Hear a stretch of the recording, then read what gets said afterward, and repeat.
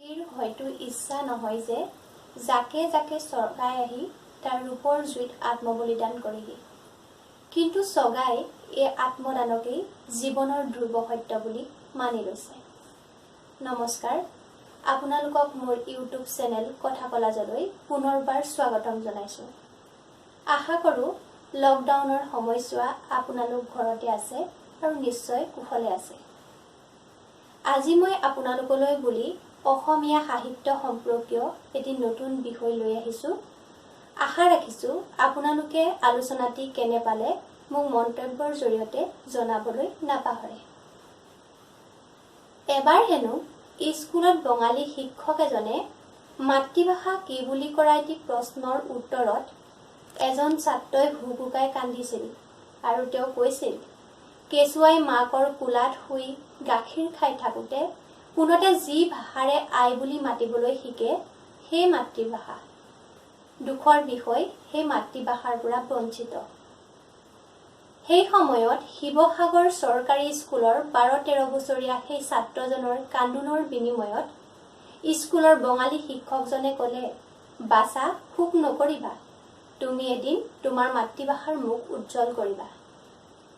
শিক্ষকজনৰ এই আশীৰ্বাদকে শিৰত লৈ মৃত্যু পৰ্যন্ত সাহিত্যই মোৰ আজন্ম সাধনা বুলি বুকু ডাঠ কৰি কোৱা সাহিত্যিকজনেই হ'ল কবি যতীন্দ্ৰনাথ দুৱৰা।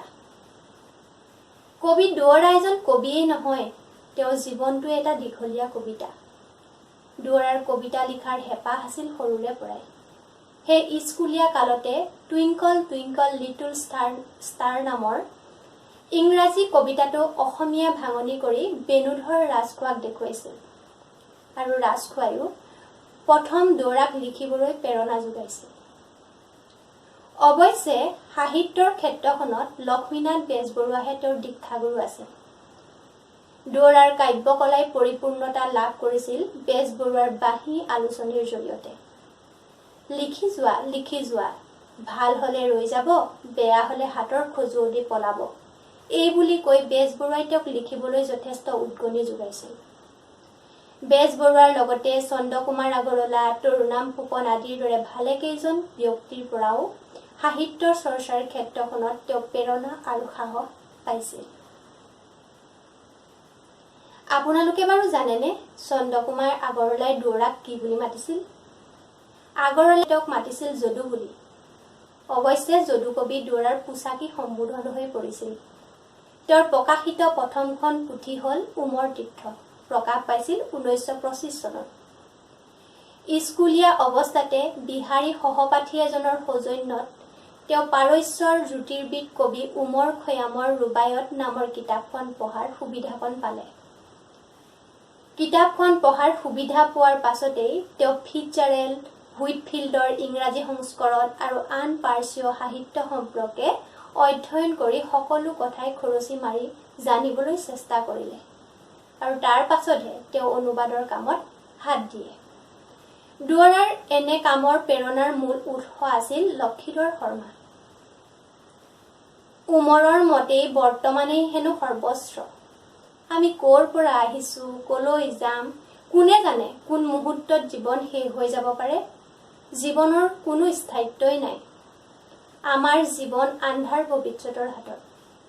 আপোনালোকে যদি দুৱৰাৰ কবিতা পঢ়িছে তেতিয়া নিশ্চয়কৈ জানিছে যে তেওঁৰ কবিতাৰ মূল সুৰেই হ'ল আত্মকেন্দ্ৰিক, কিন্তু আত্মকেন্দ্ৰিকতা কাৰুণ্যৰে ভৰপূৰ। তেওঁ নিজৰ ভাৱতে বিভোৰ হৈ কৈছে, মোৰ গান ময়ে গাওঁ, শুনি শুনি ময়ে তল যাওঁ। অনুভূতিৰ তীব্ৰতা, প্ৰকাশভংগীৰ গীতিধৰ্মিতা, ছন্দৰ সাৱলীল গতি দুৱৰাৰ কবিতাৰ অন্যতম বৈশিষ্ট্য হৈ পৰিছে। নদী, নাৱৰীয়া, বাটৰুৱা আদি যথোচিত প্ৰতীকৰ ব্যৱহাৰেৰে বহু কবিতাক কৰি তুলিছে চিত্ৰধৰ্মী। কবিয়ে আকৌ কৈছে, ধৰা প্ৰিয়তম প্ৰাণৰ পিয়লা, জীৱন মদিৰা ভৰাই দিয়া, অতীত ভৱিষ্যত সুখ দুখ ভয় আজিৰ ভাৱনা উটাই দিয়া। আজিয়েই দিয়া, কালিলৈ কিয়, কোনে জানে মোৰ কালি কি হ'ব। হাজাৰ হাজাৰ বছৰ বিয়পা হয়তো অতীতে সামৰি থ'ব।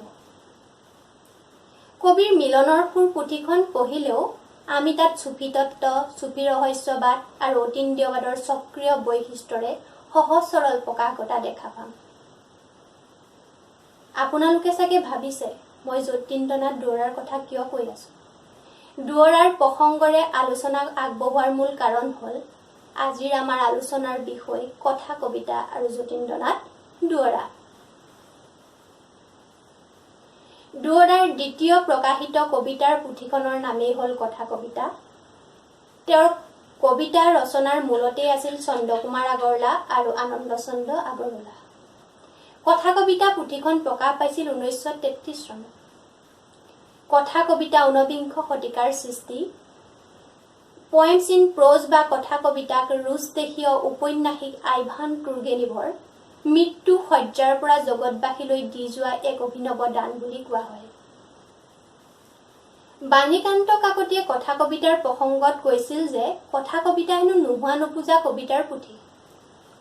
চিৰকালে কবিতা পদ্যত লিখা হৈ আহিছে। ধ্বনি কবিতাৰ এটা বিশিষ্ট অংগ। গদ্যত কবিতা সৃষ্টি হ'ব পাৰে, তাৰ নিদৰ্শন কথা কবিতা। তুৰ্গেনিভৰ কথা কবিতাৰ পুথি চনিলিয়াই বিশ্ব সাহিত্যত আলোড়ন তোলাৰ দৰে আমি ক'ব পাৰো যে যতীন্দ্ৰনাথ দুৱৰাৰ কথা কবিতায়ো অসমীয়া সাহিত্যত নতুন চেতনাচ্যুতৰ সূচনা কৰে। অৱশ্যে আমি দেখা পাওঁ যে আংগিক আৰু উপস্থাপন ৰীতিৰ ক্ষেত্ৰতহে দুৱৰা তুৰ্গেনিভৰ উত্তৰ সাধক আছিল। তেওঁৰ কথা কবিতাসমূহৰ বিষয়বস্তু নিৰ্বাচন আছিল কবিৰ সম্পূৰ্ণ নিজৰ। তেওঁ তুৰ্গেনিভৰ পৰা টেকনিক বা ৰচনাশৈলী ধাৰ কৰিছিল হয়, কিন্তু আমি ক'ব পাৰো বিষয়বস্তুৰ কবি নিজা হোৱাৰ বাবে কবিতা আৰু কথা কবিতাৰ মাজৰ যি অংগাংগিক সম্বন্ধ সেয়া সুন্দৰকৈ প্ৰতিফলিত হৈছে। এইখিনিতে উল্লেখ্য যে কবিতাৰ দৰে কথা কবিতাও কবিৰ ব্যক্তিগত জীৱনৰ পাণ্ডুলিপি। এতিয়া আমি আহো কথা কবিতানো কি। যতীন্দ্ৰনাথ দুৱৰাৰ কথা কবিতাৰ জৰিয়তে আমি কিদৰে কথা কবিতাৰ বৈশিষ্ট্যসমূহ নিৰ্ধাৰণ কৰিম বা কথা কবিতাৰ কোনবোৰ বৈশিষ্ট্যনো যতীন্দ্ৰনাথ দুৱৰাৰ কথা কবিতাৰ জৰিয়তে প্ৰকাশ পাইছে। কোনো আবেদনশীল বা ভাৱব্যঞ্জক পৰিস্থিতিক বিষয় হিচাপে লৈ গদ্যত লিখা নাতিদীৰ্ঘ ৰচনাক আমি কওঁ কথা কবিতা। প্ৰথম কথা হ'ল একোটি কেন্দ্ৰস্থ ভাৱক ভেটি কৰি কথা কবিতা ৰচিত হয় আৰু দুৱৰাৰ কথা কবিতা পঢ়িলেও এনে লাগে যেন তেওঁৰ কথা কবিতাৰ কেন্দ্ৰস্থ ভাৱৰ অন্তৰালতো এটি উৰণি লোৱা ভাৱ লুকাই আছে। কবিতা বাক্ময় গীত। গীতৰ স্পন্দন চন্দ্ৰৰ হেন্দোলনিত পোৱা যায়, কিন্তু কবিতা বাক্ময় চিত্ৰও হ'ব পাৰে। চন্দ্ৰৰ সহায় নললেও চিত্ৰক ভাষাময় কৰি তুলিব পৰা যায়। কথা কবিতা এবিধ কবিতাই যদিও কথা কবিতা আৰু কবিত্বময় কথাক কিন্তু আমি একে বুলিব নোৱাৰো, কাৰণ কথা কবিতা কবিত্বময় কথা লিখাৰ ভংগী বা ভাষাৰ ৰীতিহে মাথো। কথা কবিতাত কবিতাৰ দৰে কবিৰ ব্যক্তিগত জীৱনৰ হা হুমুনিয়া ব্যথা বেদনাৰ কৰুণ সুৰে পৰিগণিত হৈছে। কবিৰ মতে মৃত্যুতকৈ হেনো প্ৰেম ডাঙৰ, মৰণৰ ভয়তকৈ প্ৰেমৰ শকতি প্ৰবল।